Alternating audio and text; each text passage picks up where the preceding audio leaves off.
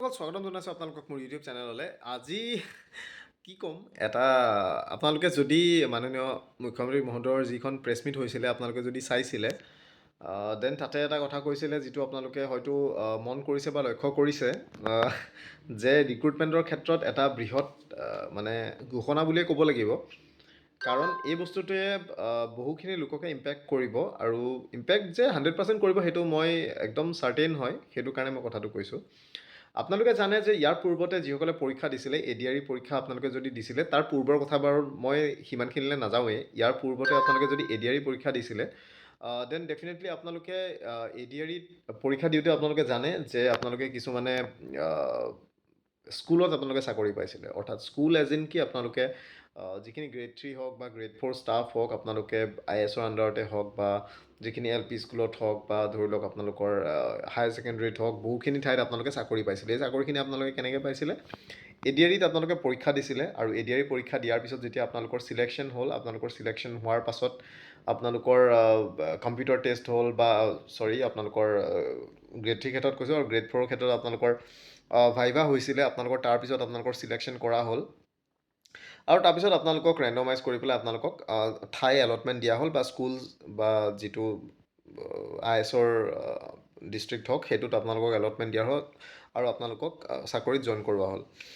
এতিয়া কথা হ'ল যে আজি এটা কথা কৈছে, আৰু এই বস্তুবিলাক লৈ পেলাই মই ক্ৰিটিকেল মই এই বস্তুৰ কাৰণে হয়, বহুতে মোক এই কথাটো লৈ পেলাই কৈ থাকে যে ইমান ক্ৰিটিচাইজ কিয় কৰিব লাগে। ক্ৰিটিচাইজ নহয়, এইবিলাক ক্ৰিটিচাইজ নহয়, ক্ৰিটিকেল কমেণ্ট যদি আপোনালোকে যদি ভাবে, দেন আপোনালোকে নিজস্বকৈ আপোনালোকে নিজেই কথাবিলাক চিন্তা কৰিব লগা প্ৰয়োজন। কাৰণ মই ক্ৰিটিকেল নহয় কাৰোৰ প্ৰতি। যদি যিটো বস্তু ভাল সেই বস্তুটো ভাল বুলি ক'ম, যিটো বস্তু বেয়া সেইটো বেয়া বুলি ক'ম, আৰু এই কথাটো যদি ডিফাৰেঞ্চিয়েট কৰাৰ যদি আপোনালোকৰ যোগ্যতা যদি নাই, তেনেহ'লে আপোনালোকে নিজস্বকৈ আপোনালোকে নিজৰ মাজতে নিজেই বিশ্লেষণ কৰিব লাগে যে আপোনালোকে কি কৰি আছে, বা আপোনালোকে কথাবিলাক কি হিচাপে আপোনালোকে গ্ৰহণ কৰে, বা কি হিচাপে আপোনালোকে চিন্তা কৰে, আপোনালোকে সেই কথাটো নিজে ভাবিব লাগিব। চ' মই ক্ৰিটিকেল কাৰোৰ প্ৰতি নহয়। যিটো বস্তু ভাল সেইটো বস্তু ভাল বুলি ক'বলৈ এটা সৎসাহস আছে, যিটো বস্তু বেয়া সেইটো বেয়া বুলি ক'বলৈও সৎসাহসটো আছে। সেইটো লৈ পেলাই মোক কাৰো লৈ পেলাই কোনো ধৰণৰ একো মতলব নাই। অ'কে, চ' আজি এটা কথা কোৱা হ'ল যে যিখিনি মানে LP স্কুল আছে, বা ME স্কুল আছে, বা হায়াৰ ছেকেণ্ডেৰী স্কুল আছে, সেইখিনিৰ ক্ষেত্ৰত আপোনালোকৰ এনেধৰণে যিবিলাক ৰিক্ৰুটমেণ্ট কৰা হয় তেনেকুৱা ধৰণৰ ৰিক্ৰুটমেণ্ট নহয়। আৰু এই যিখিনি স্কুলছত হওক, এইখিনিত আপোনালোকৰ ৰিজনেল এৰিয়াৰ পৰা তেওঁলোকৰ এপইণ্টমেণ্ট দিয়া হ'ব, ৰিক্ৰুটমেণ্ট কৰা হ'ব। অৰ্থাৎ আজি LP ME স্কুলৰ ক্ষেত্ৰত তেওঁলোকে ক'লে যে যিটো ৰেভিনিউ চাৰ্কল আছে, সেই ৰেভিনিউ চাৰ্কলৰ এৰিয়াৰ পৰা মানুহ বিচাৰি পেলাই তেওঁলোকৰ মানে বাৰু মেৰিট বেচিছতে এপইণ্টমেণ্ট হ'ব, কিন্তু অনলি সেই এৰিয়াৰ মানুহখিনিয়েহে তাত আবেদন কৰিব পাৰিব। আৰু হায়াৰ ছেকেণ্ডেৰী যদি কোনোবা স্কুল আছে, সেই স্কুলৰ ক্ষেত্ৰত সেই নিৰ্দিষ্ট স্কুলখন যিটো গাঁও পঞ্চায়তত আছে, সেই গাঁও পঞ্চায়তৰ এৰিয়াৰ পৰা যিখিনি ল'ৰা ছোৱালী চতুৰ্থ বৰ্গৰ চাকৰিৰ কাৰণে যিখিনি এলিজিবল হয়, সেই মানুহখিনিৰ ভিতৰৰ পৰা মেৰিট বেচিছ কৰি পেলাই তেওঁলোকে বাছনি কৰি পেলাই তেওঁলোকে সোমোৱাব, আৰু সেইটো কাৰণে ড্ৰাফ্ট পলিচি তেওঁলোকে ফৰ্মুলেট কৰিব। এতিয়া কথা হ'ল যে স্কুলখন হৈছে সমগ্ৰ অসমৰ স্কুল। সেই স্কুলখনত যিখিনি পোষ্ট আছে সেইখিনি সমগ্ৰ অসমৰ মানুহখিনিৰ ক্ষেত্ৰতে, এইটোতো ৰিজন স্পেচিফিক কোনো ধৰণৰ ৰিক্ৰুটমেণ্টৰ কথা হোৱা নাই। আজি আমি যেতিয়া দুলীয়াজানত কিবা পোষ্ট ওলায়, বা যোৰহাটত হওক বা মৰাণত হওক, মৰাণৰ অইল ফিল্ডত হওক কিবা যদি পোষ্ট ওলায়, তেতিয়া আমি কওঁ যে অকল আপাৰ আছামৰ 5খন বা 7খন ডিষ্ট্ৰিক্টৰ মানুহে আবেদন কৰিব পাৰে। সেইটো কিয় সকলো মানুহে নোৱাৰে? সেইটো ৰিজন স্পেচিফিক হ'ল।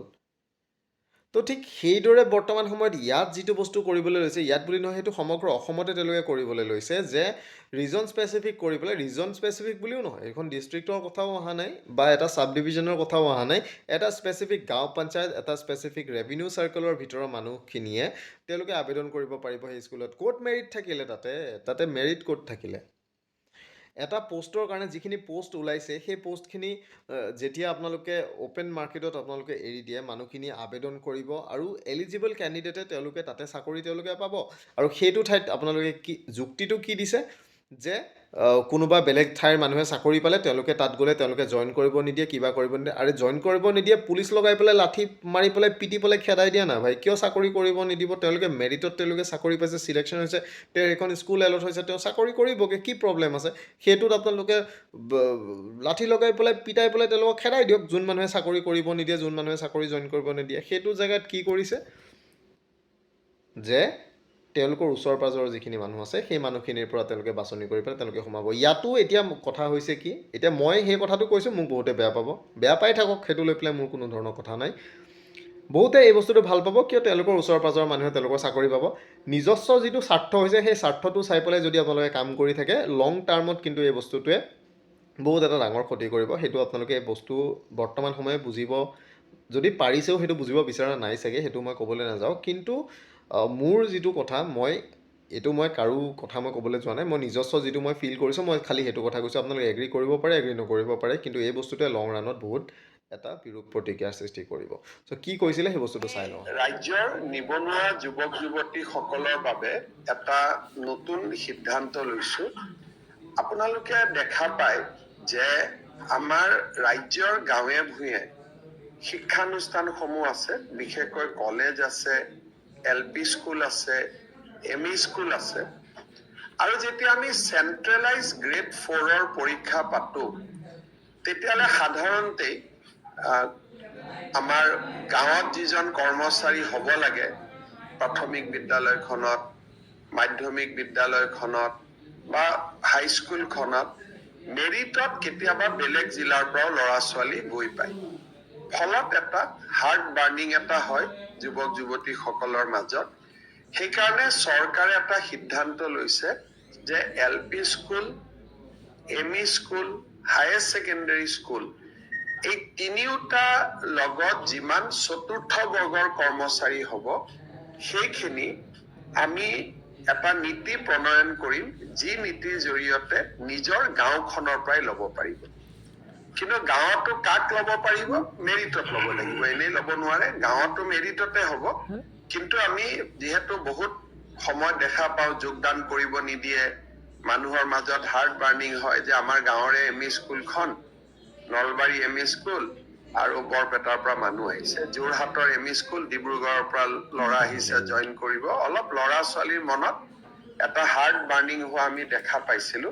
সেইকাৰণে আমি এটা সিদ্ধান্ত লৈছো যে যিয়ে ল'ৰা ছোৱালী যি জাগাত স্কুলখন হ'ব, যদি LP স্কুলখন হয় সেই ৰেভিনিউ ভিলেজৰ পৰা হ'ব, হাইস্কুলখন যদি হয় সেই গাঁও পঞ্চায়তৰ পৰা হ'ব, বা হায়াৰ ছেকেণ্ডাৰী স্কুল হলেও গাঁও পঞ্চায়তৰ পৰা হ'ব। এইটো LPৰ পৰা হায়াৰ ছেকেণ্ডাৰী স্কুললৈকে হ'ব। কলেজত আকৌ মেৰিট বেচিছতে হ'ব, বা আন চৰকাৰী পোষ্ট বিলাকতো মেৰিট বেচিছত হ'ব। এইটো মেৰিট বেচিছত হ'ব, বাট ফ্ৰম ডেট ভিলেজ হ'ব বা ডেট পঞ্চায়ত হ'ব। এইটোৰ ফলত যিবিলাক মানুহৰ, এতিয়া ধৰক অংগনবাদী কৰ্মী এগৰাকী সেই গাঁৱৰে হয়, মেৰিটেড হয়, কিন্তু সেই গাঁৱৰে হয়, সেইকাৰণে হাৰ্ট বাৰ্নিংটো নাথাকে। আমি এইবাৰ এটা সিদ্ধান্ত লৈছো যে আমাৰ এই ব্যৱস্থাটোৰ মাজেৰে হাৰ্ট বাৰ্নিংটো একেবাৰে নোহোৱা হৈ যাব। গতিকে মই ভাবো যে অন্তত ইয়াৰ ফালৰ পৰা অলপমান আমাৰ গাঁৱত যিটো এটা অলপ মন বেয়া হৈ থাকে, সেই বেয়াটো অন্তত অলপ হলেও ৰেক্টিফাই হ'ব। আমি আপোনালোকে দেখিলে এই যিটো বস্তু কৰিছে, এই কথাটোৱে আজি এনেকুৱা ধৰণৰ এটা কথা কৈছে যে মানে এটা ৰিজন স্পেচিফিক কৰি পেলাই যিখিনি মানুহ আছে সেই মানুহখিনিয়ে সেই ঠাইখিনিত আবেদন কৰিব পাৰিব। ঠিক আছে, তো যিটো DC অফিচেছ আছে সেইখিনি আপোনালোকে এডিআইত দিব নালাগে। এটা ধৰি লওক নৰ্মেল, আজি গুৱাহাটীৰ DC অফিচৰ ক্ষেত্ৰত অকল গুৱাহাটী মানুহে আবেদন কৰিব পাৰিব, নলবাৰী DC অফিচৰ ক্ষেত্ৰত অকল নলবাৰী মানুহে আবেদন কৰিব পাৰিব, তামোলপুৰৰ ক্ষেত্ৰত অকল তামোলপুৰে আবেদন কৰিব পাৰিব। আগৰ যিটো প্ৰক্ৰিয়া আছে ঠিক সেইদৰে কৰক, কোনো অসুবিধা নাই।